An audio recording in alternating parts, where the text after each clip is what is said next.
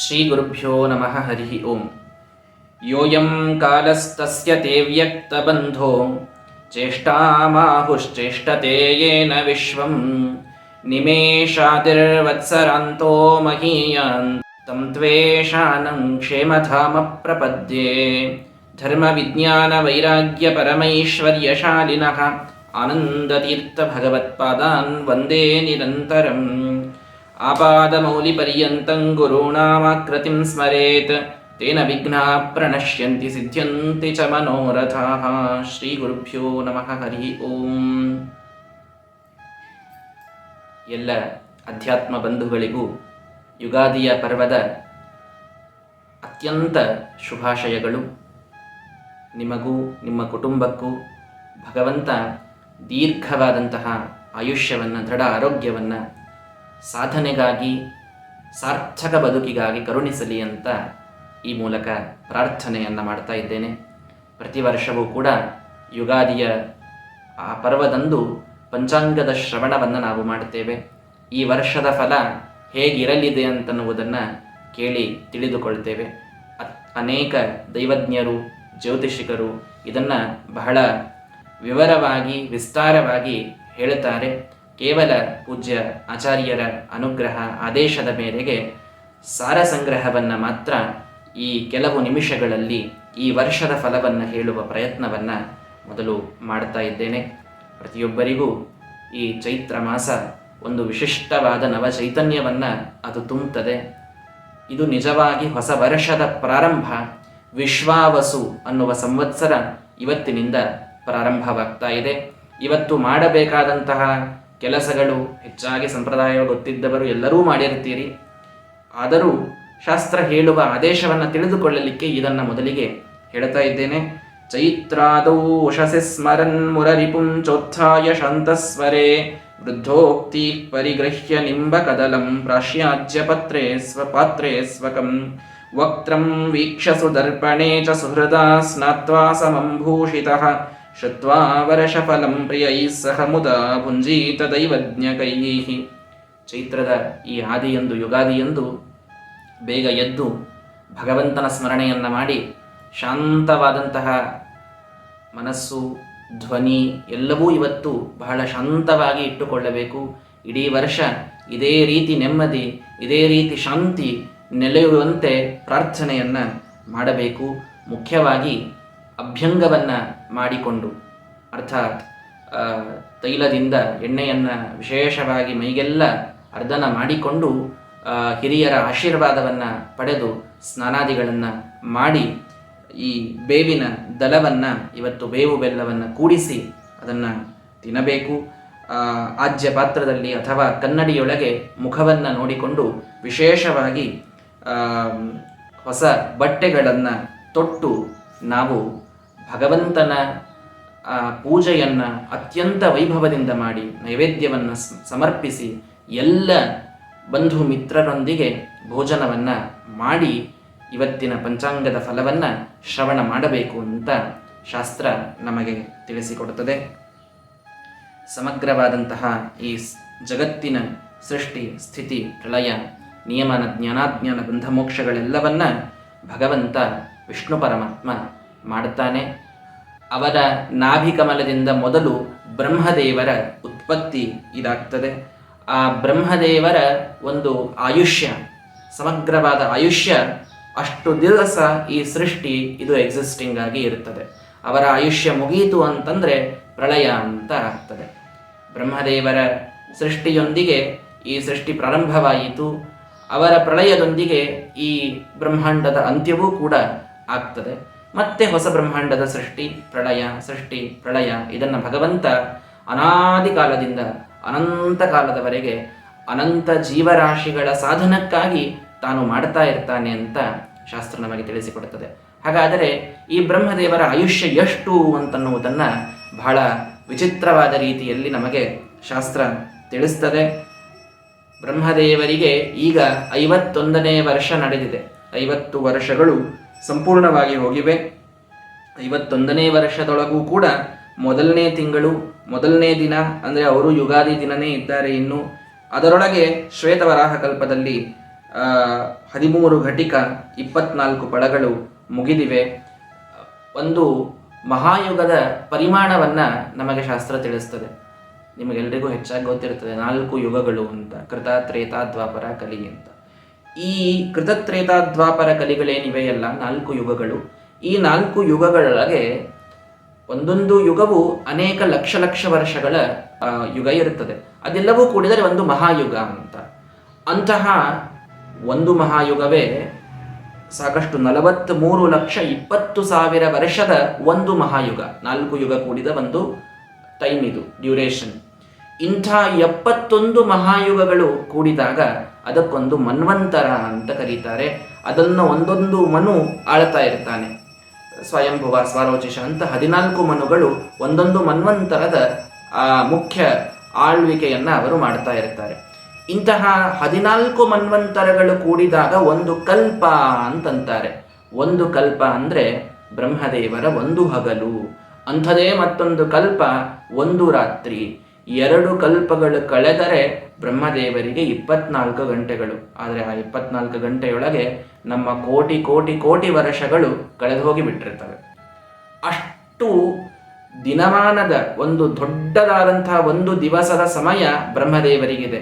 ಇಂತಹ ಒಂದು ದಿನದಿಂದ ಅವರಿಗೆ 360 ದಿನಗಳಾಗಬೇಕು, 1 ವರ್ಷ ಆಗಬೇಕು. ಹಾಗೆ ಒಂದು 100 ವರ್ಷವಾದಾಗ ಪ್ರಳಯ ಅಂತನ್ನೋದಾಗ್ತದೆ.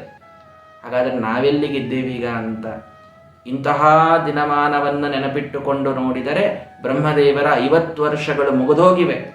51ನೇ ವರ್ಷ, ಅದರ ಮೊದಲನೇ ದಿನದೊಳಗೆ ನಾವಿದ್ದೇವೆ.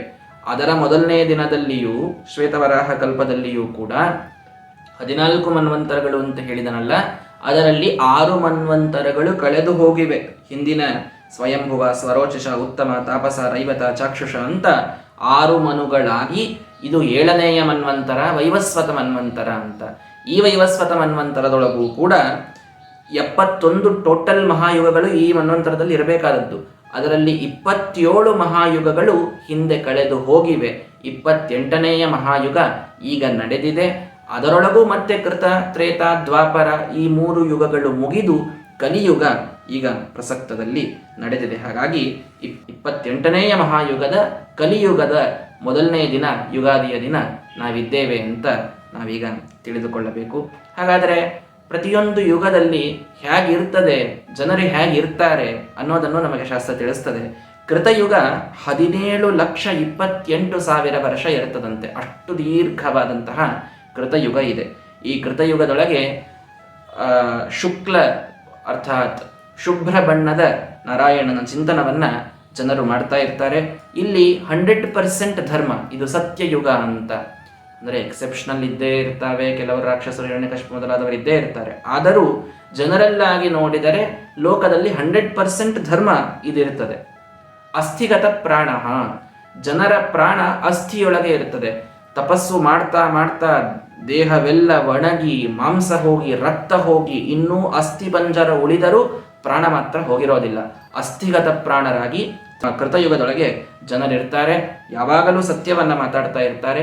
28 ಮೊಳ ಅಷ್ಟು ಅಂದರೆ ಸುಮಾರು 40 ಫೀಟಿಗಿಂತಲೂ ಹೆಚ್ಚು ಎತ್ತಳತೆ ಮನುಷ್ಯನದು ಆ ಸಂದರ್ಭದಲ್ಲಿ ಇರುತ್ತದೆ. ಮನುಷ್ಯರು 1,00,000 ವರ್ಷ ಅವರ ಒಂದು ಆಯುರ್ಮಾನ ಇರಲಿಕ್ಕೆ ಸಾಧ್ಯ ಇದೆ. ಕೃತಯುಗದೊಳಗಿದ್ದಾಗ 1,00,000 ವರ್ಷ ಬಾಳಬಹುದು ಅಂತ ಇದೆ. ಸಪ್ತವಾರ ಧಾನ್ಯೋತ್ಪತ್ತಿ, ಮಾನ್ಸೂನ್ ಅನ್ನೋದು 7 ಬಾರಿ ಮಳೆ ಒಂದು ವರ್ಷದೊಳಗೆ ಆಗ್ತಾ ಇರ್ತದೆ. ಎಲ್ಲ ಕಡೆಗೆ ಸುವರ್ಣದ ಪಾತ್ರೆಗಳು, ರತ್ನದ ಒಂದು ಕರೆನ್ಸಿ ಅದಿರ್ತದೆ. 20 ಪುಣ್ಯವಾದರೆ 0 ಪಾಪ. ಇದು ಕೃತಯುಗ. ಮಹಾನುಭಾವರಾದಂತಹ ಪ್ರಹ್ಲಾದರಾಜರು, ಬಲಿಚಕ್ರವರ್ತಿ ಮೊದಲಾದಂತಹ ಸಾಧಕರಿದ್ದಂತಹ ಅತ್ಯಂತ ಸತ್ಯವಾದಿ ಜನರಿರ್ತಕ್ಕಂತಹ ಕಾಲ ಅದು ಕೃತಯುಗ. ಅದು ಮುಗಿದಾಗ ತ್ರೇತಾಯುಗ ಅಂತ. ಅದು 12,96,000 ವರ್ಷದ ದೀರ್ಘವಾದ ತ್ರೇತಾಯುಗ. ಅಲ್ಲಿ ಕೆಂಪು ಬಣ್ಣದ ನಾರಾಯಣನ ಧ್ಯಾನವನ್ನ ಜನರು ಮಾಡ್ತಾರೆ. 3 ಪಾದ ಧರ್ಮ, 1 ಪಾದ ಅಧರ್ಮ ಅಲ್ಲಿ ಇಂಟ್ರೊಡ್ಯೂಸ್ ಆಗ್ತದೆ. ಮಾಂಸಗತ ಪ್ರಾಣ, ಎಲ್ಲಿಯವರೆಗೆ ದೇಹದಲ್ಲಿ ಮಾಂಸವಿದೆಯೋ ಅಲ್ಲಿಯವರೆಗೆ ಜನರಲ್ಲಿ ಪ್ರಾಣ ಇರುತ್ತದೆ. ಮನುಷ್ಯನ ಒಂದು ಎತ್ತಳತೆ 14 ಹಸ್ತ, 20 ಫೀಟ್ಗಿಂತಲೂ ಹೆಚ್ಚು ಮನುಷ್ಯ ತಾನು ಹೈಟನ್ನು ಪಡೆದುಕೊಂಡಿರ್ತಾನೆ. ಆಯುರ್ಮಾನ 10,000 ವರ್ಷವೆಲ್ಲ ಹೆಚ್ಚಾಗಿ ಎಲ್ಲರದು ಕೂಡ ಆಯುಷ್ಯ ಅಷ್ಟಿರ್ತದೆ. ಅದರೊಳಗೂ ಮಹಾನುಭಾವರು ಜನಕ ಮಹಾರಾಜರು ಮೊದಲಾದವರೆಲ್ಲ 80,000 ವರ್ಷ ಎಲ್ಲ ಇದ್ರು ಅಂತ ಕೇಳ್ತೇವೆ. 5 ಸಲ ಮಳೆ ಆಗ್ತದೆ, ಬೆಳೆಗಳು ಅಲ್ಲಿ ತ್ರೇತಾಯುಗದೊಳಗೆ ಬರ್ತವೆ. ಬೆಳ್ಳಿಯ ಪಾತ್ರೆಗಳು, ಸುವರ್ಣದ ಒಂದು ಕರೆನ್ಸಿ ಆ ಸಂದರ್ಭದಲ್ಲಿ ಇರುತ್ತದೆ. 15 ಪುಣ್ಯ 5 ಪಾಪ, ಹೀಗೆ ಸ್ವಲ್ಪ ಅಧರ್ಮದ ಪ್ರವೇಶ, ರಾವಣಾದಿಗಳ ಒಂದು ಬಾಧ, ಅದು ಭಾರತದ ಹೊರಗೆ ಅದಿದ್ದದ್ದನ್ನು ನಾವು ನೋಡುತ್ತೇವೆ. ಅಂತೂ ಈ ಸಂದರ್ಭದಲ್ಲಿ ಇಷ್ಟು ಪಾಪ ಪ್ರವೇಶ ಮಾಡಿತು. ದ್ವಾಪರ ಯುಗಕ್ಕೆ ಬಂದಾಗ 8,64,000 ವರ್ಷದ ದ್ವಾಪರ ಯುಗ. ಅಲ್ಲಿ ಬಂಗಾರ ಬಣ್ಣದ ಭಗವಂತನ ಧ್ಯಾನ, 2 ಪಾದ ಧರ್ಮ, 2 ಪಾದ ಅಧರ್ಮ. ಆ ಸಂದರ್ಭದೊಳಗೆ ರಕ್ತದಲ್ಲಿ ಪ್ರಾಣ ಇರುತ್ತದೆ. ಭೀಷ್ಮಾಚಾರ್ಯರೆಲ್ಲ ರಕ್ತದ ಕೊನೆ ಹನೆ ಇರುವ ತನಕ ಇಚ್ಛಾಮರಣದ ವರವನ್ನು ಪಡೆದುಕೊಂಡು ಅವರು ಇದ್ದದ್ದನ್ನು ನಾವು ನೋಡಿದ್ದೇವೆ. ಮನುಷ್ಯನ ಒಂದು ಎತ್ತಳತೆ ಅದು ಒಂದು 14-15 ಫೀಟು ಆ ಸಂದರ್ಭದೊಳಗೆ ಇರುತ್ತದೆ. ಆಯುರ್ಮಾನ 1,000 ವರ್ಷ ಹೆಚ್ಚಾಗಿ ಇದ್ದದ್ದು. ಭೀಷ್ಮಾಚಾರ್ಯರೆಲ್ಲ 800 ವರ್ಷ ಇದ್ರು ಅಂತ ನಾವು ನೋಡುತ್ತೇವೆ. 3 ಬಾರಿ ಮಳೆ ಬೆಳೆ ಇದು ದ್ವಾಪರ ಯುಗದೊಳಗಾಗ್ತದೆ. ತಾಮ್ರದ ಪಾತ್ರೆಗಳು, ಬೆಳ್ಳಿಯ ಕರೆನ್ಸಿ ಆ ಸಂದರ್ಭದಲ್ಲಿ ಇರುತ್ತದೆ. 10 ಪುಣ್ಯ 10 ಪಾಪ. ಹೀಗೆ ಅನೇಕ ಯುಗಗಳೊಳಗೆ ಅಲ್ಲಲ್ಲಿ ಅಧರ್ಮದ ಪ್ರವೇಶ ಇದಾಗ್ತಾ ಇದೆ. ಅಂತೂ ದೇಶದ ಹೊರಗಿದ್ದ ರಾವಣ ಅದೇ ದ್ವಾಪರ ಯುಗಕ್ಕೆ ಬಂದಾಗ ಮನೆಯೊಳಗೇನೆ ಪಾಂಡವರು ಕೌರವರು ಇಬ್ಬರೂ ಇರುವಂತಹ ಒಂದು ಸಂದರ್ಭ ಅಲ್ಲಿ ಬಂದು ಹೋಯಿತು.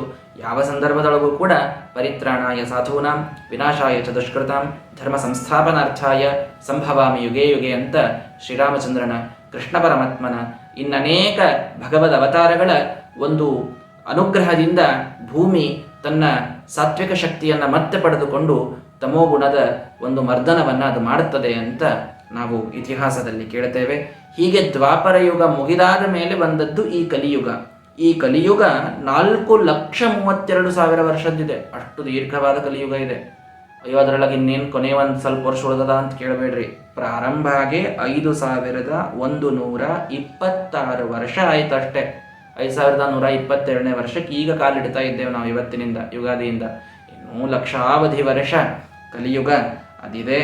ಆ ಕಲಿಯುಗದೊಳಗೆ ಮುಖ್ಯವಾಗಿ ಮೋಡದ ಒಂದು ಕಪ್ಪು ಬಣ್ಣದ ನಾರಾಯಣನ ಧ್ಯಾನವನ್ನು ವಿಶೇಷವಾಗಿ ಮಾಡಬೇಕು.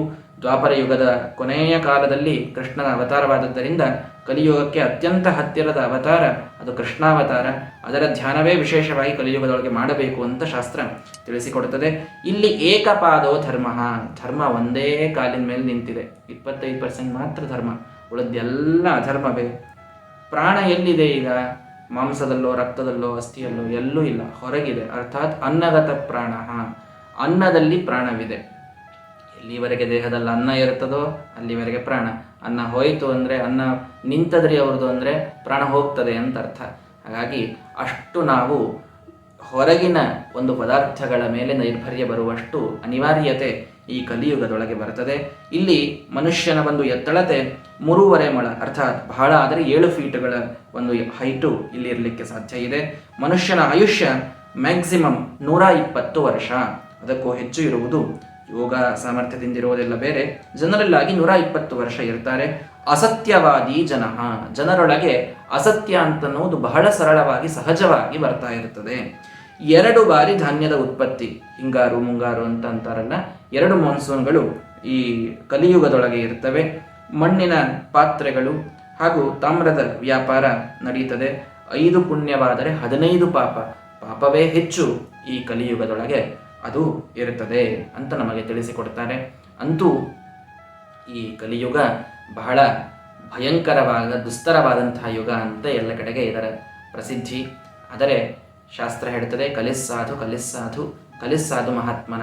ವೇದವ್ಯಾಸ ದೇವರಿಗೆ ಹೋಗಿ ಕೇಳಿದ್ರಂತೆ, ಇಷ್ಟೆಲ್ಲ ಪುರಾಣಗಳನ್ನು ಬರೆದಿದ್ದೀರಿ, ನಿಮಗೆ ಎಲ್ಲಕ್ಕಿಂತಲೂ ಒಳ್ಳೆಯ ಯುಗ ಯಾವುದು ಅನ್ನಿಸ್ತದೆ ಅಂದರೆ ಕಲಿಯುಗವೇ ಎಲ್ಲಕ್ಕಿಂತಲೂ ನನಗೆ ಒಳ್ಳೆಯದನ್ನಿಸ್ತದೆ ಅಂತ.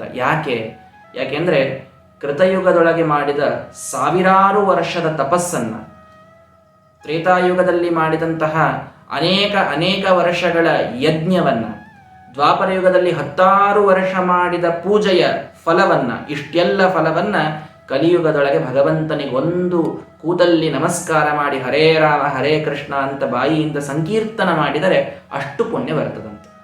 ಕಲಿಯುಗದಲ್ಲಿ ಪುಣ್ಯ ಬಹಳ ಸೋವಿ ಇದೆ. ಹಾಗಾಗಿ ಎಷ್ಟೋ ದೇವತೆಗಳು ಕೂಡ ಕಲಿಯುಗದೊಳಗೆ ತಾವು ಬಂದು ಜನ್ಮವನ್ನು ಪಡೆಯುವ ಇಚ್ಛೆಯನ್ನು ಮಾಡ್ತಾರಂತೆ ಪುಣ್ಯದ ಲೋಭದಿಂದ. ಆದ್ದರಿಂದ ಕಲಿಯುಗವೇ ಶ್ರೇಯಸ್ಕರವಾದ ಯುಗ ಅಂತ ನನಗನ್ನಿಸ್ತದೆ ಅಂತ ವೇದವ್ಯಾಸದೇವರು ಹೇಳಿದ್ರಂತೆ.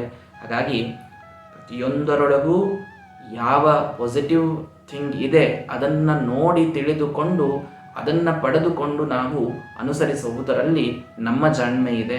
ಹಾಗಾಗಿ ಕಲಿಯುಗ ಇದು ಅತ್ಯಂತ ಶ್ರೇಷ್ಠವಾದ ಯುಗ ಅಂತನ್ನುವುದನ್ನು ಮೊದಲು ನಾವು ಭಾವಿಸಬೇಕು. ಈ ಕಲಿಯುಗದಲ್ಲಿ 6 ಶಕಕರ್ತೃಗಳಾದಂತಹ ರಾಜರಿದ್ದಾರೆ. ಯುಧಿಷ್ಠಿರ, ಇವನು ಹಸ್ತಿನಾವತಿಯಲ್ಲಿ 3000 ವರ್ಷ ಇವನ ಒಂದು ಶಕ ಆಗ್ತದೆ. ಅದಾದ ಮೇಲೆ ವಿಕ್ರಮ ರಾಜ ಉಜ್ಜಯಿನಿಯೊಳಗೆ 135 ವರ್ಷ ಅವನ ಶಕ. ನಗರದಲ್ಲಿ 18,000 ವರ್ಷ ಈ ಶಾಲಿವಾಹನ ಶಕ ಅಂತಿರ್ತದೆ. ಅದರಲ್ಲಿ ಈಗ 1947 ವರ್ಷಗಳು ಈಗ ಮುಗಿದು 1948ನೇ ಶಾಲಿವಾಹನ ಶಕೆಯಲ್ಲಿ ನಾವೀಗ ಕಾಲಿಡ್ತಾ ಇದ್ದೇವೆ. ಇನ್ನು 16,053 ವರ್ಷ ಶಾಲಿವಾಹನ ಶಕ ಇದಿರ್ತದೆ. ಇದಾದ ಮೇಲೆ ವಿಜಯಾಭಿನಂದನ ಶಕ ಅಂತ ಬರ್ತದೆ ವೈತರಣಿ ತೀರದಲ್ಲಿ, ಅದು 10,000 ವರ್ಷ ಇರ್ತದೆ. ಅದಾದ ಮೇಲೆ ಕಾವೇರಿ ತೀರದಲ್ಲಿ ನಾಗಾರ್ಜುನ ಅಂತ ಒಬ್ಬ ರಾಜ ಬರ್ತಾನೆ, 4 ಲಕ್ಷ ವರ್ಷ ಅವನ ಶಕ ಈ ಕಲಿಯುಗದ ಮೇಲೆ ಇರ್ತಾ ಇದೆ. ಕೊನೆಯಲ್ಲಿ ಗೌಡ ದೇಶದೊಳಗೆ 821 ವರ್ಷ ಕಲ್ಕಿ ಅಂತ ಭಗವಂತನ ಒಂದು ಅವತಾರ, ಆ ಅವತಾರದ ಶಕ ಅದು ಪ್ರಾರಂಭವಾಗ್ತದೆ ಅಂತ ಈ ಕಲಿಯುಗದ ಒಂದು ಮಹತ್ವವನ್ನು ನಮಗೆ ತಿಳಿಸಿಕೊಡ್ತಾರೆ. ಹಾಗಾದರೆ ಈ ವಿಶ್ವಾವಸು ಅನ್ನುವಂತಹ ಸಂವತ್ಸರ ಏನಿವತ್ತು ಪ್ರಾರಂಭವಾಗ್ತಾ ಇದೆ, ಇದು ರವಿವಾರ ಪ್ರಾರಂಭವಾಗ್ತಾ ಇದೆ. ಹಾಗಾಗಿ ರವಿಯೇ ಇದಕ್ಕೆ ರಾಜನಾಗ್ತಾನೆ. ಆದ್ದರಿಂದ ಈ ಒಂದು ಸಂವತ್ಸರದ ಫಲ ಹೇಗಿದೆ, ಇದರ ಕ್ಯಾಬಿನೆಟ್ ಏನು, ಯಾರ್ಯಾರು ಯಾವ ಯಾವ ಸ್ಥಾನವನ್ನು ವಹಿಸ್ತಾರೆ, ಅದರಿಂದ ಏನೆಲ್ಲ ಫಲ ಬರ್ತದೆ ಅನ್ನುವುದನ್ನು ಒಂದು ಸಾರವಾಗಿ ನಮಗೆ ಪಂಚಾಂಗಕರ್ತೃಗಳು ತಿಳಿಸಿಕೊಡ್ತಾ ಇದ್ದಾರೆ. ಸಮ್ರಾಡುಷ್ಣಕರ ಸಯೇವ ಸಚಿವ ಸೇನಾಧಿಪೋ ಭಾಸ್ಕರ ಮೇಘಾರ್ಘಾಧಿಪತಿಶ್ಚ ಚಂಡಕಿರಣ ಧಾನ್ಯಾಧಿಪೋ ಭೂಮಿಜ ಸಸ್ಯೇಶಸ್ತು ಬುಧಸ್ಥಿತೋ ರಸಪತಿರ್ವಿನ್ನೀರಶೇಷಸ್ತಥಾ ಶಾಕೆ ಛಂದಯುಗಂಕಗೌ ಸುಗುಣಿತಾದ್ ವಿಶ್ವಾವಸೌ ವತ್ಸರೇ. ಈ ರೀತಿ ವಿಶ್ವಾವಸು ಅನ್ನುವಂತಹ ಒಂದು ಸಂವತ್ಸರದಲ್ಲಿ ರಾಜನೂ ಸೂರ್ಯ, ಮಂತ್ರಿಯೂ ಸೂರ್ಯ, ಸೇನಾಧಿಪತಿಯೂ ಸೂರ್ಯ, ಮತ್ತು ಸಸ್ಯಗಳಿಗೆ ಅಧಿಪತಿ ಬುಧ, ಧಾನ್ಯಗಳಿಗೆ ಅಧಿಪತಿ ಮಂಗಳ, ಅರ್ಘಗಳಿಗೆ ವ್ಯಾಲ್ಯೂ ಇನ್ಫ್ಲೇಷನ್ ಇತ್ಯಾದಿಗಳಿಗೆ ಅಲ್ಲಿಯೂ ಮತ್ತೆ ಸೂರ್ಯ, ಮೇಘಗಳಿಗೂ ಸೂರ್ಯ, ರಸಕ್ಕೆ ಶುಕ್ರ, ನೀರಸಕ್ಕೆ ಬುಧ. ಈ ರೀತಿ ಕ್ಯಾಬಿನೆಟ್ ಇರ್ತಾ ಇದೆ. ಇಲ್ಲಿ ಏನು ಫಲ ಆಗ್ತದೆ ಅಂತೂ ಒಟ್ಟಾರೆ ವಿಶ್ವಾವಸು ಸಂವತ್ಸರದ ಫಲ ಏನು? ಸ್ವಲ್ಪಾಂಬು ವೃಷ್ಟಿ ಫಲಸಸ್ಯ ಸಂಪತ್ ಮಧ್ಯ ಜನಾನಾಂ ಗದಸಂಭವಶ್ಚ ವಿಶ್ವಾವಸೌ ಸ್ಯಾತ್ ಪೃಥಿವೀಶ್ಚರಾಣಾಂ ಲಕ್ಷ್ಮೀರ್ವಿಲೋಲ ಚಿರಸಂಚಿತಾಪಿ ಅಂತ ಇದರ ಫಲವನ್ನು ನಮಗೆ ತಿಳಿಸಿಕೊಡ್ತಾ ಇದ್ದಾರೆ. ಈ ಒಂದು ಸಂವತ್ಸರದೊಳಗೆ ಸ್ವಲ್ಪ ಅಂಬು ವೃಷ್ಟಿ, ಮಳೆ ಸ್ವಲ್ಪ ಕಡಿಮೆ. ಈ ಒಂದು ಸಂವತ್ಸರದ ಮೊದಲನೇ ಫಲವನ್ನೇ ತಿಳಿಸುವಾಗ ಮಳೆ ಅದು ಬಹಳ ಈ ವರ್ಷದಲ್ಲಿ ಆಗೋದಿಲ್ಲ. ಆದರೆ ಫಲಸಸ್ಯ ಸಂಪತ್ ಮಧ್ಯ, ಸಾಧಾರಣವಾಗಿ ಎಲ್ಲರಿಗೂ ಕೂಡ ಮುಟ್ಟುವಂತೆ, ಯಾರಿಗೂ ತೊಂದರೆ ಆಗದಂತೆ ಫಲಸಸ್ಯಗಳು ಬೆಳೀತವೆ. ಬೆಳೆಗಳು ಎಲ್ಲರಿಗೂ ಮುಟ್ಟುವಷ್ಟು ಈ ಸಂವತ್ಸರದಲ್ಲಿ ಸಮೃದ್ಧವಾಗಿ ಬೆಳೀತವೆ. ಆದರೆ ಮಳೆ ಬಹಳಷ್ಟು ಇಲ್ಲಿ ಆಗೋದಿಲ್ಲ, ಈ ಒಂದು ವರ್ಷ ಆಗೋದಿಲ್ಲ. ಜನಾನಾಂ ಗದಸಂಭವಶ್ಚ, ಜನರಿಗೆ ಸ್ವಲ್ಪ ರೋಗಗಳ ಭಯ ಈ ಸಂವತ್ಸರದಲ್ಲಿ ಹೆಚ್ಚಾಗ್ತದೆ. ರೋಗಗಳು, ಬೇರೆ ಬೇರೆ ತರಹದ ಒಂದಿಷ್ಟು ತೊಂದರೆಗಳು ಜನರಿಗೆ ಆಗ್ತದೆ. ಮುಖ್ಯವಾಗಿ ಪೃಥಿವೀಶ್ವರಾಣಂ ಲಕ್ಷ್ಮೀರ್ ವಿಲೋಲ, ರಾಜರ ಸಂಪತ್ತು ಹೆಚ್ಚಾಗಿ ನಾಶವಾಗ್ತಾ ಹೋಗ್ತದೆ. ಸಾಕಷ್ಟು ವರ್ಷಗಳಿಂದ ಕೂಡಿಟ್ಟಂತಹ ಸಂಪತ್ತು ಕೂಡ ಸ್ವಲ್ಪ ಚಂಚಲವಾಗಿ ಅದು ಹೇಗಾದರೂ ಆ ದೇಶದ ಬೊಕ್ಕಸ ಇದು ಖಾಲಿಯಾಗುವಂತಹ ಒಂದು ವರ್ಷ ಇದು ವಿಶ್ವಾವಸ ಸಂವತ್ಸರ ಅಂತ ಇದರ ನಾರ್ಮಲ್ ಜನರಲ್ ಆದಂತಹ ಒಂದು ಫಲವನ್ನು ತಿಳಿಸಿಕೊಡುತ್ತಾರೆ. ಸ್ಪೆಸಿಫಿಕ್ ಆಗಿ ಈ ರವಿ ಅರ್ಥಾತ್ ಸೂರ್ಯ ರಾಜನಿದ್ದಾಗ ಏನಾಗ್ತದೆ? ಧಾನ್ಯ ಪುಷ್ಪ ಫಲ ಮೂಲ ವಿನಾಶ, ಚೋರಭೀರ್ಭವತಿ ನೋದಕ ಲೇಷ, ಭೂಮಿಪಾಲ ಕಲಹೋ ಗದಕೋಪ, ಪ್ರಾಣಿನಾಂ ದಿನಕರೋ ಯದಿ ಭೂಪಃ. ಸೂರ್ಯ ರಾಜನಾದಾಗ ಸ್ವಲ್ಪ ಧಾನ್ಯಗಳ ನಾಶ ಇದಾಗ್ತದೆ. ಚೋರರ ಭಯ ಈ ವರ್ಷ ಹೆಚ್ಚಾಗ್ತದೆ. ಆಗಿದ್ದನ್ನು ನಾವು ನೋಡ್ತಾ ಇದ್ದೇವೆ. ಇದೇ ಒಂದು ತಿಂಗಳೊಳಗೆ ಸಾಕಷ್ಟು ಕಳ್ಳತನ ಇತ್ಯಾದಿಗಳನ್ನು ಕೇಳ್ತೀವಿ. ಅಂತೂ ಈ ಒಂದು ವರ್ಷ ಚೋರರ ಭಯ ಸ್ವಲ್ಪ ಹೆಚ್ಚಾಗ್ತಾ ಇದೆ. ನ ಉದಕಲೇಶ, ನೀರಿಗಾಗಿ ಈ ವರ್ಷ ಹಾಹಾಕಾರ ಎಲ್ಲ ಕಡೆಗೆ ಇರಲಿದೆ. ನೀರಿನ ಒಂದು ಸ್ಕೆರ್ಸಿಟಿ ಇದು ಎಲ್ಲ ಕಡೆಗೂ ಕಾಡುತ್ತದೆ ಈ ವರ್ಷ. ಕೆಲವು ಯುದ್ಧಗಳು ಈ ವರ್ಷ ರಾಜರಲ್ಲಿ ಆಗ್ತವೆ, ಬೇರೆ ಬೇರೆ ದೇಶಗಳಲ್ಲಿ ಯುದ್ಧಗಳು ಈ ವರ್ಷವಾಗ್ತವೆ ಅಂತ ತಿಳಿಸಿಕೊಡ್ತಾ ಇದ್ದಾರೆ. ರೋಗಗಳು ಕೂಡ ಈ ವರ್ಷ ಬರುವಂಥದ್ದಿದೆ. ಹೀಗೆ ಈ ಒಂದು ವರ್ಷದ ರವಿ ರಾಜನಾದಾಗ ಇದು ಫಲ ಅಂತ ಮೊದಲು ಏನಿದೆ ಹೇಳಿಬಿಡುತ್ತೇನೆ, ಅದಾದ ಮೇಲೆ ಮುಂದಿನ ವಿಚಾರವನ್ನು ತಿಳಿಸ್ತೇನೆ. ಮಂತ್ರಿಯೂ ಕೂಡ ರವಿಯೇ ಆದ್ದರಿಂದ ಪಯೋಧಾನ್ಯ ಪುಷ್ಪಾದಿಕಾನಾಂ ಅಭಾವ, ಹಾಲು ಹಣ್ಣುಗಳು ಇವೆಲ್ಲವುಗಳು ಬಹಳ ಸಿಗೋದಿಲ್ಲ ಈ ವರ್ಷ, ಅವುಗಳ ಪ್ರಾಪ್ತಿ ಬಹಳ ಆಗುವುದಿಲ್ಲ. ಸದಾ ರಾಜರೊಳಗೆ ಒಂದು ವೈರಭಾವ ಮೇಂಟೈನ್ ಆಗ್ತದೆ, ಸದಾ ಎನಿಮಿಟಿ, ಒಂದು ಸ್ವಲ್ಪ ಯುದ್ಧದ ವಾತಾವರಣ ಈ ವರ್ಷ ಇರುತ್ತದೆ. ರೋಗಗಳ ಚೋರರ ಭಯ ಇರುತ್ತದೆ, ಹಸಿವೆಯ ಭಯವೂ ಕೂಡ ಅಲ್ಲಲ್ಲಿ ಅದಾಗ್ತದೆ ಅಂತ ಹೇಳ್ತಾ ಇದ್ದಾರೆ. ಇನ್ನು ಸೇನಾಧಿಪತಿಯೂ ಕೂಡ ಸೂರ್ಯನೇ ಇರೋದರಿಂದ ವಿಶೇಷವಾಗಿ ಯುದ್ಧ ಆಗಲಿಕ್ಕೆ ಅದೊಂದು ದೊಡ್ಡ ಕಾರಣ. ಯುದ್ಧಗಳು ಈ ವರ್ಷ ನಡೀತವೆ. ಮೋಡಗಳಲ್ಲಿ ನೀರು ಬಹಳ ಇರೋದಿಲ್ಲ, ಆದರೆ ರಕ್ತಾನಿ ಧಾನ್ಯಾನಿ ಭವಂತಿ ಭೂಮು, ಕೆಂಪು ಧಾನ್ಯಗಳು ಸಾಕಷ್ಟು ಉತ್ಪಾದನ ಈ ಒಂದು ಸಂವತ್ಸರದಲ್ಲಿ ಇದಾಗ್ತದೆ ಅಂತ ನಮಗೆ ತಿಳಿಸಿಕೊಡ್ತಾ ಇದ್ದಾರೆ. ಅಂದರೆ ಬುಧ ಸಸ್ಯಗಳಿಗೆ ಅಧಿಪತಿಯಾದ್ದರಿಂದ ಏನಾಗ್ತದೆ, ಸುಖಿನೋ ಭಯವರ್ಜಿತ ನರಃ.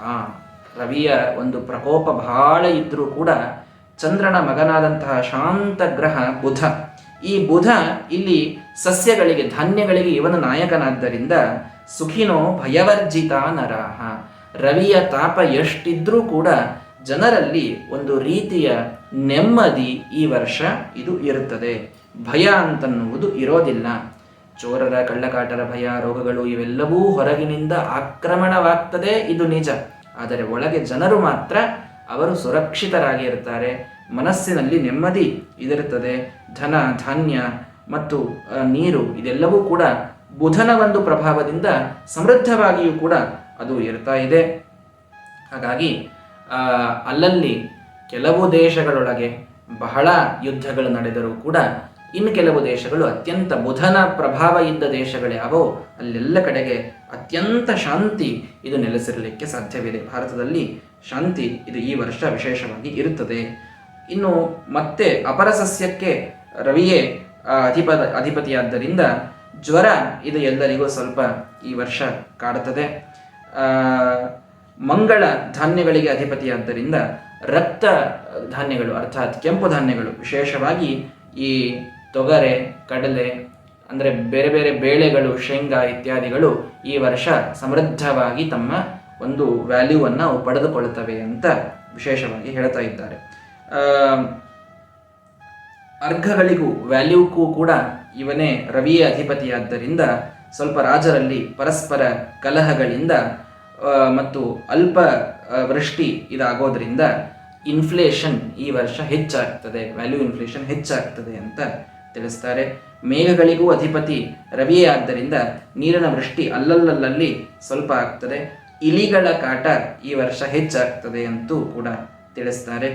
ಇನ್ನು ಶುಕ್ರ ರಸಕ್ಕೆ ಅಧಿಪತಿಯಾದ್ದರಿಂದ ಕಬ್ಬು ಅಂದರೆ ಈ ಸಕ್ಕರೆ ಇತ್ಯಾದಿಗಳನ್ನು ಬೆಳೆಯೋರಿಗೆ ಇದು ಬಹಳ ಒಳ್ಳೆಯ ರೀತಿಯ ಒಂದು ವರ್ಷ ಅಂತ ಆಗ್ತದೆ. ರಸ ಬರುವಂತಹ ಯಾವೆಲ್ಲ ಪದಾರ್ಥಗಳಿವೆಯೋ ಅಲ್ಲಿ ಎಲ್ಲ ಕಡೆಗೂ ಕೂಡ ಸಕ್ಸಸ್ಸು ಈ ವರ್ಷ ಸಿಗುತ್ತಾ ಇದೆ ಅಂತ ಹೇಳ್ತಾರೆ. ಇನ್ನು ಸರ್ವಾಣಿ ವೃದ್ಧಿಮಾಯಾಂತಿ, ಧಾನ್ಯಗಳ ಬೆಲೆ ಮಾತ್ರ ಈ ವರ್ಷ ಬಹಳ ವೃದ್ಧಿಯಾಗ್ತದೆ ಅಂತ ಬುಧ ಅಲ್ಲಿ ಅಧಿಪತಿಯಾದ್ದರಿಂದ ಆ ಫಲವನ್ನು ಕೂಡ ತಿಳಿಸ್ತಾ ಇದ್ದಾರೆ. ಹೀಗೆ ಈ ಒಂದು ಒಟ್ಟಾರೆ ಸಂವತ್ಸರದ ಫಲ ನೋಡಿದರೆ ಸ್ವಲ್ಪ ಭಯವೇ ಹೆಚ್ಚು ಅಂತ ನಮಗನಿಸ್ತದೆ ಸೂರ್ಯನ ಪ್ರಕೋಪದಿಂದ. ಆದರೆ ವಿಶೇಷವಾಗಿ ವಿಶ್ವಾವಸು ಈ ಶಬ್ದದ ಅರ್ಥವನ್ನು ಎಲ್ಲರೂ ಅರ್ಥ ಮಾಡಿಕೊಳ್ಳಿ. ಇಡೀ ವಿಶ್ವವನ್ನು ಪೂರ್ಣ ತುಂಬಿ ವಾಸ ಮಾಡುವಂಥವ ವಾಸನಾದ್ ವಾಸುದೇವೋಸಿ, ಸಾಕ್ಷಾತ್ ಭಗವಂತ ಅವನೇ ವಿಶ್ವಾವಸು. ಅಥವಾ ಇಡೀ ವಿಶ್ವಕ್ಕೆ ಶ್ರೇಷ್ಠವಾದ ವಸು ಅಂದರೆ ಸಂಪತ್ತು. ನಮ್ಮ ಇಡೀ ಜಗತ್ತಿಗೆ ಸಂಪತ್ತೇ ನಮ್ಮ ಭಗವಂತ. ನಮ್ಮ ಜೀವನಕ್ಕೂ ಸಂಪತ್ತು ನಮ್ಮ ಭಗವಂತ. ಹಾಗೂ ಈ ಜಗತ್ತೇ ಅವನ ದೊಡ್ಡದಾದ ಸಂಪತ್ತು. ಅವನಿಗೆ ಯಾವ ಸಂಪತ್ತಿನ ಒಂದು ಅಪೇಕ್ಷವಿಲ್ಲವಾದರೂ ಕೂಡ ನಾವೇ ಅರ್ಥಾತ್ ಇಡೀ ಜಗತ್ತು ಇದು ಅವನ ಸಂಪತ್ತು, ಅವನ ಅಧೀನದಲ್ಲಿ ಇದ್ದಂಥದ್ದು. ಹಾಗಾಗಿ ತನ್ನ ಅಧೀನದಲ್ಲಿರತಕ್ಕಂತಹ, ತನ್ನನ್ನು ನಮಿಸಿ ಬಾಗಿ ತನ್ನಲ್ಲಿ ಶರಣಾಗತರಾಗಿ ಬಂದಂತಹ ಜನರಿಗೆ ಭಗವಂತ ವಿಶ್ವಾವಸು ತಾನೇ ಸ್ವಯಂ ಈ ಸಂವತ್ಸರ ನಾಮಕನಾಗಿ ನಿಂತು, ಕಾಲನಾಮಕನಾಗಿ ನಿಂತು, ಕಾಮಧೇನವು ಅಂತ ಹೇಳಿದಂತೆ ಕಾಮಧೇನುವಿನಂತೆ ಕೇಳಿದ್ದೆಲ್ಲವನ್ನ ಭಗವಂತ ಈ ಸಂವತ್ಸರದಲ್ಲಿ ಕೊಡ್ತಾನೆ ಅನ್ನುವಲ್ಲೂ ಕೂಡ ಯಾವ ಒಂದು ಸಂಶಯವೂ ಇಲ್ಲ. ಅರ್ಥ ಮಾಡಿಕೊಳ್ಳಿ, ಅನೇಕ ಗ್ರಹಗಳ ಭೀತಿ ಬಾಧೆ ಎಲ್ಲವೂ ಈ ವರ್ಷ ಇದ್ದರೂ ಕೂಡ ವಿಶೇಷವಾಗಿ ನರಸಿಂಹದೇವರ ರುದ್ರಾಂತರ್ಗತರಾದ ಮುಖ್ಯ ಪ್ರಾಣದೇವರ ಅಂತರ್ಗತರಾದಂತಹ ನರಸಿಂಹದೇವರ ಉಪಾಸನೆಯನ್ನು ಮಾಡಿರಿ. ಸೂರ್ಯನೇ ಮುಖ್ಯವಾಗಿರೋದರಿಂದ ಸೂರ್ಯಾಂತರ್ಗತನಾದ ನಾರಾಯಣನ ಉಪಾಸನೆ ಎಷ್ಟು ನಡೀತದೋ, ಎಷ್ಟು ನಿತ್ಯದಲ್ಲಿ ಪುರುಷರು ಮನೆಯೊಳಗೆ ಗಾಯತ್ರಿಯ ಜಪವನ್ನು ಹೆಚ್ಚು ಹೆಚ್ಚು ಮಾಡ್ತಾರೋ ಅಷ್ಟು ನೆಮ್ಮದಿ ಈ ವರ್ಷ ಎಲ್ಲರಲ್ಲಿ ಇರ್ತಾ ಇದೆ. ಈ ವರ್ಷದ ಮೂಲ ಮಂತ್ರ ಅದು ಗಾಯತ್ರಿ ಅಂತ ಎಲ್ಲರೂ ಅರ್ಥ ಮಾಡಿಕೊಂಡು ಬಿಡಿ. ಸೂರ್ಯಾಂತರ್ಗತನಾದ ನಾರಾಯಣನ ಉಪಾಸನೆಯನ್ನು ವಿಶೇಷವಾಗಿ ಮಾಡ್ತಾ ಹೋದರೆ ಇಡೀ ಸಂವತ್ಸರ ನಮಗೆ ಅತ್ಯಂತ ಫಲಪ್ರದವಾಗಿ ಬರುವುದರೊಳಗೆ ಸಂಶಯವೇ ಇಲ್ಲ. ಹಾಗಾಗಿ ಈ ವಿಶ್ವಾವಸು, ವಿಶ್ವಕ್ಕೆ ಶ್ರೇಷ್ಠ ವಸುವಾದ ಸಂಪತ್ತಾದ ಭಗವಂತ ಸೂರ್ಯಾಂತರ್ಗತನಾದ ನಾರಾಯಣ, ಅವನು ಕೊಟ್ಟ ಸಂಪತ್ತು ಅದು ಸಾಕ್ಷಾತ್ ಗಾಯತ್ರಿ ಮಂತ್ರ. ಅದರಿಂದ ಆ ಭಗವಂತನ ಉಪಾಸನೆಯನ್ನು ಮಾಡಿದರೆ ಈ ಸಂವತ್ಸರ ನಮಗೆ ವಿಶಿಷ್ಟವಾದ ಫಲಗಳನ್ನು ಕೊಡುತ್ತದೆ ಅಂತನ್ನುವುದನ್ನು ನಾವು ತಿಳಿದುಕೊಳ್ಳೋಣ. ಇನ್ನು ಈ ಮೇಷಾದಿ 12 ರಾಶಿಗಳಿಗೆ ಆಯವ್ಯಯ ಹೇಗಿದೆ ಅಂತೂ ಸ್ವಲ್ಪ ಎಲ್ಲರೂ ಬಹಳ ಈಗರ್ಲಿ ಇದನ್ನೇ ಕೇಳ್ತಾ ಇರ್ತಾರೆ. ಮೇಷರಾಶಿಗೆ 14 ಆಯ 11 ವ್ಯಯ ಇದೆ. ವೃಷಭ ರಾಶಿಗೆ 8 ಆಯ 5 ವ್ಯಯ ಇದೆ. ಮಿಥುನ ರಾಶಿಯವರು ಸ್ವಲ್ಪ ಚಾನ್ಸ್ ಪಡೆದಿದ್ದಾರೆ. ಮಿಥುನ ರಾಶಿಗೆ 14 ಆಯ 2 ವ್ಯಯ ಈ ವರ್ಷ ಇರ್ತಾ ಇದೆ. ಸ್ವಲ್ಪ ಆಯ ಅಂದರೆ ಇನ್ಕಮ್ ಹೆಚ್ಚಾಗ್ತದೆ, ವ್ಯಯ ಅಂದರೆ ಎಕ್ಸ್ಪೆಂಡಿಚರ್. ಕರ್ಕ ರಾಶಿಯವರಿಗೆ 8 ಆಯ 14 ವ್ಯಯ ಆಗ್ತದೆ. ಸಿಂಹರಾಶಿಯವರಿಗೆ 10 ಆಯ 11 ವ್ಯಯ, ಸ್ವಲ್ಪ ಎರಡು ಈಕ್ವಲ್ ಆಗಿ ಆಗ್ತಾ ಇವೆ. ಮತ್ತು ಕನ್ಯಾ ರಾಶಿಯವರು ಕೂಡ 14 ಆಯ 2 ವ್ಯಯ. ತುಲಾ ರಾಶಿಯವರಿಗೆ 8 ಆಯ 5 ವ್ಯಯ ಇರ್ತಾ ಇದೆ. ವೃಶ್ಚಿಕ ರಾಶಿಯವರಿಗೆ 14 ಆಯ 11 ವ್ಯಯ ಇರ್ತಾ ಇದೆ. ಧನುರಾಶಿಯವರು ಕೂಡ 11 ಆಯ 2 ವ್ಯಯವನ್ನ ಪಡೆದುಕೊಂಡಿದ್ದಾರೆ. ಮಕರ ರಾಶಿಯವರು 5 ಆಯ 5 ವ್ಯಯ. ಕುಂಭರಾಶಿಗೂ 5 ಆಯ 5 ವ್ಯಯ ಅವರು ಸಮಾನವಾಗಿ ಹಂಚಿಕೊಂಡಾರೆ ಈ ಸರ. ಮತ್ತು ಮೀನರಾಶಿಯವರಿಗೆ 11 ಆಯ 2 ವ್ಯಯ ಈ ವರ್ಷ ಇರ್ತಾ ಇದೆ. ಈ ರೀತಿ ಆಯವ್ಯಯಗಳ ಫಲ ಇದು ಜನರಲ್ ಆಗಿ ಹೀಗಿರ್ತದೆ. ವ್ಯಯ ಅಂತಂತಂದರೆ ಬಹಳ ಹೋಗ್ತದೆ ಅಂತಂದರೆ ಮತ್ತೇನು ಬಹಳ ಖರ್ಚು ಅಂತೆಲ್ಲ ಗಾಬರಿಯಾಗೋ ಕಾರಣ ಇಲ್ಲ. ವಿಶೇಷವಾಗಿ ದಾನ ಧರ್ಮಾದಿಗಳು ನಡೀತವೆ, ಪುಣ್ಯದ ಒಂದು ಲಾಭ ಇದಾಗ್ತದೆ ಅನ್ನೋ ಅರ್ಥದೊಳಗೂ ವ್ಯಯವನ್ನು ನಾವು ಅರ್ಥ ಮಾಡಿಕೊಳ್ಳಬಹುದಾಗಿದೆ. ಇನ್ನು ಈ ವರ್ಷದಲ್ಲಿ ಸೂರ್ಯ ಸಿದ್ಧಾಂತದ ಪ್ರಕಾರ ಮಕರ ಸಂಕ್ರಮಣ ಅದು 14 ಜನವರಿ 2026 ಅದು ಸೂರ್ಯಮಂಡಲದಲ್ಲಿ ಆಗೋದಿದೆ. ಸೂರ್ಯ ಮಕರವನ್ನು ಸಂಕ್ರಮಣ ಮಾಡಿದಾಗ ಅವತ್ತು ಏಕಾದಶಿ ಈ ವರ್ಷ ಇರ್ತಾ ಇದೆ. ಬುಧವಾರದ ದಿನ ಸಿಂಹವಾಹನವನ್ನೇರಿ ವೃಷಭವನ್ನು ಉಪವಾಹನವಾಗಿಟ್ಟುಕೊಂಡು ಸಂಕ್ರಮಣವಾಗ್ತಾ ಇದೆ. ಸ್ವಲ್ಪ ಪೀಡೆ ಈ ವರ್ಷ ಸಂಕ್ರಮಣದಿಂದ ಎಲ್ಲ ರಾಶಿಗಳಿಗೂ ಅದು ಆಗ್ತದೆ. ಹಳದಿ ಬಟ್ಟೆಯನ್ನು ತೊಟ್ಟು, ಹಳದಿ ಈ ಹಸಿರು ಕುಪ್ಪಸವನ್ನು ಧರಿಸಿದೆ. ಸಂಕ್ರಮಣ ಏನು ಉಂಡು ಬಂತು ಅಂತ ಎಲ್ಲರೂ ಹೆಚ್ಚಾಗಿ ಕೇಳೋದಿದೆ. ಚಂದನವನ್ನು ಲೇಪನ ಮಾಡಿಕೊಂಡು ತಾಮ್ರ ಪಾತ್ರದಲ್ಲಿ ಭಿಕ್ಷೆಯ ಅನ್ನದ ಒಂದು ಭಕ್ಷಣವನ್ನು ಮಾಡ್ತಾ ಸಂಕ್ರಮಣ ಇದು ಬರ್ತಾ ಇದೆ ಅಂತ ತಿಳಿಸ್ತಾ ಇದ್ದಾರೆ.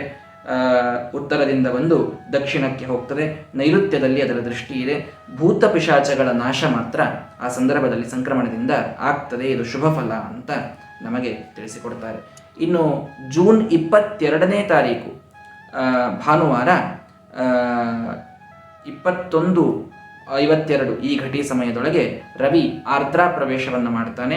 ಅರ್ಥಾತ್ ಆ ಸಂದರ್ಭದಲ್ಲಿ ಜ್ಯೇಷ್ಠ ಕೃಷ್ಣ ದ್ವಾದಶಿ ದಿನ ಭಾನುವಾರದ ದಿನ ಮಳೆ ಮಾನ್ಸೂನ್ ಇದು ಪ್ರಾರಂಭವಾಗ್ತದೆ ಅಂತ ಹೇಳ್ತಾರೆ. ಇಲ್ಲಿ ವರ್ಷಾಣ ಅಲ್ಪತಾ ಭವೇತ್, ಸಾಮಾನ್ಯವಾದ ಒಂದು ಮಳೆ ಈ ವರ್ಷ ಇರ್ತಾ ಇದೆ. ಬಹಳ ಮಳೆ ಅಂತೇನು ಈ ವರ್ಷ ಸಂಭವಿಸುವುದಿಲ್ಲ ಅಂತ ತಿಳಿಸ್ತಾ ಇದ್ದಾರೆ. ಅಂತೂ ದ್ವಾದಶಿಯ ದಿನ ಈ ಒಂದು ಆರ್ದ್ರಾ ಪ್ರವೇಶ ಆಗ್ತಾ ಇರೋದ್ರಿಂದ ನಾನಾ ವಿಧಂ ಶುಭಂ ತರ್ಹಿ ಜನಪ್ರಾಪ್ನೋತಿ ನಿಶ್ಚಯಂ.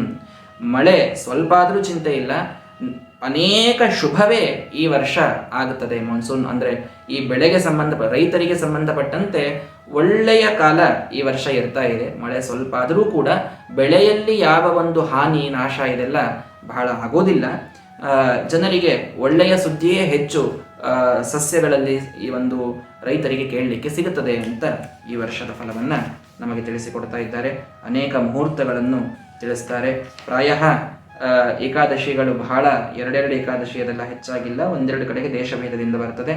ಇನ್ನು ಸೆಪ್ಟೆಂಬರ್ 2ನೇ ತಾರೀಕು ಒಂದು ರಾಹುಗ್ರಸ್ತ ಖಗ್ರಾಸವಾದ ಚಂದ್ರಗ್ರಹಣ ಇದು ಸಂಭವಿಸೋದಿದೆ. 3 ತಾಸು 30 ನಿಮಿಷಗಳ 3.5 ಗಂಟೆಯ ದೀರ್ಘವಾದ ಗ್ರಹಣ ಸಂದರ್ಭದಲ್ಲಿ ಭಾದ್ರಪದದ ಒಂದು ಸಂದರ್ಭದೊಳಗೆ ಈ ವರ್ಷ ಇರ್ತಾ ಇದೆ. ಅದೇ ರೀತಿ ಮುಂದಿನ ವರ್ಷ 3ನೇ ಮಾರ್ಚ್ 2026ರಂದು ಅವತ್ತು ಮತ್ತೊಂದು ಚಂದ್ರಗ್ರಹಣ, ಕೇವಲ 13 ನಿಮಿಷಗಳ ಗ್ರಹಣ ಅದು ಸಂಭವಿಸೋದಿದೆ ಅಂತ ನಮಗೆ ತಿಳಿಸಿಕೊಟ್ಟಿದ್ದಾರೆ. ಹೀಗೆ ಆಯಾ ಗ್ರಹಣದ ಸಂದರ್ಭದಲ್ಲಿ ಆಯಾ ರಾಶಿ ನಕ್ಷತ್ರಗಳಿಗೆ ಅನೇಕ ಶುಭಾಶುಭ ಫಲಗಳನ್ನೆಲ್ಲವನ್ನು ತಿಳಿಸ್ತಾರೆ. ಅದರ ಪರಿಹಾರಗಳನ್ನು ಕೂಡ ಆ ಸಂದರ್ಭದಲ್ಲಿ ವಿದ್ವಾಂಸರಿಂದ ಕೇಳಿ ತಾವೆಲ್ಲರೂ ತಿಳಿದುಕೊಳ್ಳಬೇಕು. ಅಂತೂ ಈ ವರ್ಷದ ಇಡಿಯಾದಂತಹ ಒಂದು ಫಲವನ್ನು ನೋಡಿದರೆ ಸ್ವಲ್ಪ ಎಲ್ಲೋ ಭಯ ಭೀತಿ ಅಂತನ್ನೋದಿದೆ. ಆದರೆ ಭಗವಂತನ ಅನುಗ್ರಹ ಇದ್ದರೆ ಯಾವ ಭಯವೂ ಕೂಡ ಏನೂ ಮಾಡಲಿಕ್ಕೆ ಸಾಧ್ಯ ಇಲ್ಲ. ಸಾಕ್ಷಾತ್ ಶ್ರೀರಾಮಚಂದ್ರನ ನವರಾತ್ರಿ ಇವತ್ತಿನಿಂದ ಪ್ರಾರಂಭವಾಗ್ತದೆ. ರಾಮನವಮಿ ತನಕ ನವರಾತ್ರಿ ಇದಿರ್ತಾ ಇದೆ. ಹಾಗಾಗಿ ಆ ರಾಮನ ಒಂದು ಇತಿಹಾಸವನ್ನು ಕೇಳುವಾಗ ಎಂತಹ ಭೋರ್ಗರೆಯುವಂತಹ ಸಮುದ್ರ ಅದು ಎದುರಿನೊಳಗಿದ್ರೂ ಕೂಡ ಆ ಸಮುದ್ರದ ಮೇಲೂ ಕೂಡ ಗಟ್ಟಿಯಾದ ಕಲ್ಲಿನಿಂದ ಸೇತುವೆಯನ್ನು ಕಟ್ಟಿ ಆ ಎಲ್ಲ ಕಪಿಗಳಿಗೆ ಪಾರು ಮಾಡಿಸಿದಂತಹ ಕರುಣಾಮಯಿ ಸಾಕ್ಷಾತ್ ಶ್ರೀರಾಮಚಂದ್ರ. ಹಾಗಾಗಿ ಇಡೀ ವರ್ಷ ಕಷ್ಟಗಳು ಸಮುದ್ರದಂತೆ ಇದ್ರೂ ಕೂಡ ಭಗವಂತನ ಭಕ್ತಿಯ ಕಲ್ಲನ್ನು ನಾವು ಅಲ್ಲಿ ಇಟ್ಟರೆ ಗಟ್ಟಿಯಾಗಿ ಅದು ನಿಲ್ತದೆ, ತೇಲ್ತದೆ. ಆ ಭಕ್ತಿಯ ಸೇತುವೆಯಿಂದ ಸರಳವಾಗಿ ನಾವು ಈ ಸಮುದ್ರವನ್ನು ದಾಟಲಿಕ್ಕೆ ನಮಗೆಲ್ಲರಿಗೂ ಸಾಧ್ಯವಾಗ್ತದೆ. ಶ್ರೀರಾಮಚಂದ್ರ ಜೊತೆಗಿರಬೇಕಷ್ಟೇ, ರಾಮನ ಅನುಗ್ರಹ ಜೊತೆಗಿರಬೇಕು, ರಾಮನಲ್ಲಿ ಭಕ್ತಿ ಮನಸ್ಸಿನೊಳಗೆ ನೆಲೆಗೊಳ್ಳಬೇಕು. ಅದಿತ್ತು ಅಂತಾದರೆ ಎಂಥ ಕಷ್ಟವೂ ದೊಡ್ಡದು ಅಂತ ಅನಿಸೋದಿಲ್ಲ, ಎಂಥ ಸಮುದ್ರವೂ ಕೂಡ ಸಣ್ಣದಾಗಿ ಹೋಗ್ತದೆ. ಆ ನಮ್ಮ ಸೇತುವೆ ನಮ್ಮನ್ನು ಸುರಕ್ಷಿತವಾಗಿ, ಭಕ್ತಿಯ ಸೇತುವೆ ನಮ್ಮನ್ನು ಸುರಕ್ಷಿತವಾಗಿ ದಂಡೆಗಾಣಿಸ್ತದೆ.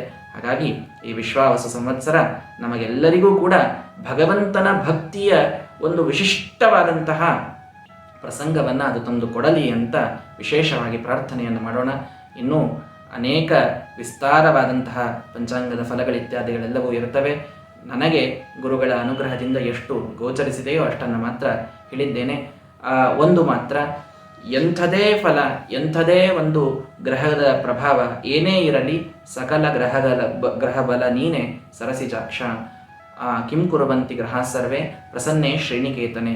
ಸಾಕ್ಷಾತ್ ಭಗವಂತ ನಮ್ಮ ಸುರಕ್ಷತೆಗೆ ಅಂತ ನಿಂತ ಅಂದರೆ, ಭಗವಂತನನ್ನ ಭಕ್ತಿಯಿಂದ ಒಲಿಸಿಕೊಂಡು ನಮ್ಮ ರಕ್ಷಣೆಗೆ ನಮ್ಮ ಪರವಾಗಿ ನಾವು ನಿಲ್ಲಿಸಿಕೊಂಡ್ವಿ ಅಂತಾದರೆ ಯಾವ ಗ್ರಹಗಳ ಭೀತಿ, ಯಾವ ಕಾಲದ ಭಯ, ಯಾವ ಸಂವತ್ಸರದ ಫಲ ಯಾವುದೂ ನಮ್ಮನ್ನು ಸ್ಪರ್ಶ ಮಾಡಲಿಕ್ಕೂ ಆಗೋದಿಲ್ಲ. ಎಂಥದ್ರಿಂದಲೂ ಇಮ್ಯುನಿಟಿ ಅಂತನ್ನೋದು ಇದು ಬಂದು ಬಿಡುತ್ತದೆ. ಎಲ್ಲದರಿಂದ ನಾವು ಪಾರಾಗ್ತೇವೆ. ಭಗವಂತನ ಭಕ್ತಿ ಇದು ಮಹತ್ವದ್ದು.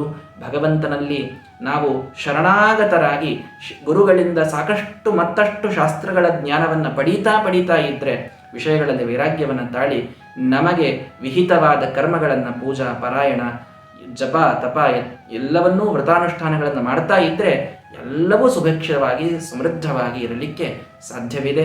ಸೂರ್ಯಾಂತರ್ಗತನ ನಾರಾಯಣನ ವಿಶೇಷ ಉಪಾಸನೆಯನ್ನು ಈ ಒಂದು ಸಂವತ್ಸರದಲ್ಲಿ ಎಲ್ಲರೂ ಮಾಡೋಣ ಅಂತ ಮತ್ತೊಮ್ಮೆ ಎಲ್ಲರಿಗೂ ತಿಳಿಸ್ತಾ ಯುಗಾದಿಯ ಶುಭಾಶಯಗಳನ್ನು ತಮಗೆ, ತಮ್ಮ ಕುಟುಂಬಕ್ಕೆ ಮತ್ತೊಮ್ಮೆ ಕೋರ್ತಾ, ಭಗವಂತ ವಿಶೇಷವಾಗಿ ಅನುಗ್ರಹ ಮಾಡಿ ನಮ್ಮ ಎಲ್ಲ ನಿಂತ ಕೆಲಸಗಳು ಮತ್ತೆ ಮುಂದೆ ನಡೆದು ಅವು ಯಶಸ್ಸನ್ನು ಪಡೆಯಲಿ. ವಿಶೇಷವಾಗಿ ಎಲ್ಲರಿಗೂ ದೀರ್ಘವಾದಂತಹ ಆಯುಷ್ಯ, ದೃಢವಾದ ಆರೋಗ್ಯ, ಸಾಧನದಲ್ಲಿ ವಿಶೇಷವಾದ ಬುದ್ಧಿ, ಉತ್ಸಾಹ, ಎಲ್ಲರಿಗೂ ಜೀವನದ ಯುದ್ಧವನ್ನು ಗೆಲ್ಲುವಂತಹ ವಿಶಿಷ್ಟವಾದಂತಹ ಸಾಮರ್ಥ್ಯವನ್ನು ಭಗವಂತ ದಯಪಾಲಿಸಲಿ ಅಂತ ಪ್ರಾರ್ಥನೆಯನ್ನು ಮಾಡೋಣ. ಮತ್ತೆ ಭೇಟಿಯಾಗೋಣ. ಶ್ರೀಕೃಷ್ಣಾರ್ಪಣಮಸ್ತು. ಹರಯೇ ನಮಃ.